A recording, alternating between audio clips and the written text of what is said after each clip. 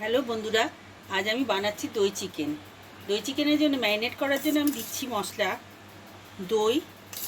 দইটা একটু বেশি পরিমাণেই দিতে হবে, যেহেতু দই চিকেন এটা। কাশ্মীরি লঙ্কার গুঁড়ো পরিমাণ, আদা রসুনের পেস্ট, ধনে গুঁড়ো, এই যে ধনে গুঁড়ো, হলুদ, সামান্য একটু নুন, একটু সর্ষের তেল। এবার এটা ম্যারিনেট করব। আমি 500 মাংস নিয়েছি। 500 মাংসের জন্য এই মশলাগুলোই সাফিসিয়েন্ট, ঠিকই আছে। এগুলো ম্যারিনেট করে আমি 1-1.5 ঘন্টা মতো রেখে দেবো। মাংসটা ম্যারিনেট হয়ে গেল আমার।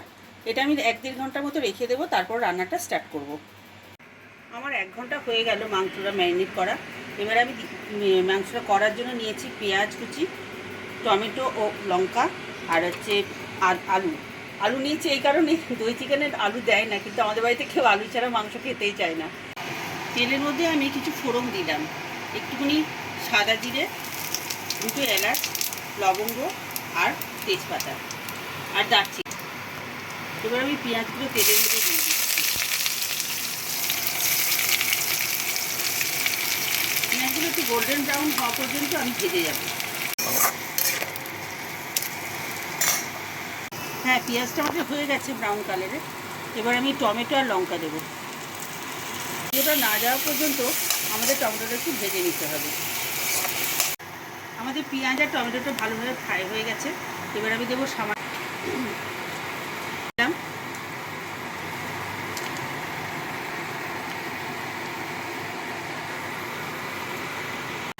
গোলমরিচ দিলাম। মশলাগুলো ভালো করে ফ্রাই করলাম। এবার আমি ম্যারিনেট করা মাংসগুলো একে একে দিয়ে দিলাম।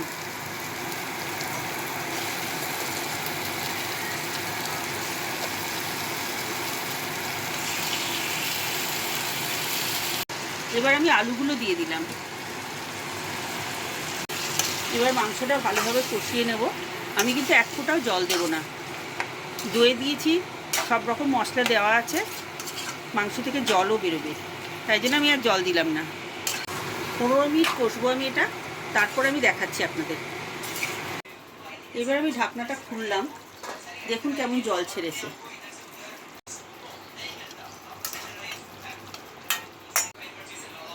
অল্প করে আমি দুধ দিলাম এর মধ্যে, গ্রেভিটা একটু বাড়ানোর জন্য দুধ দিলাম।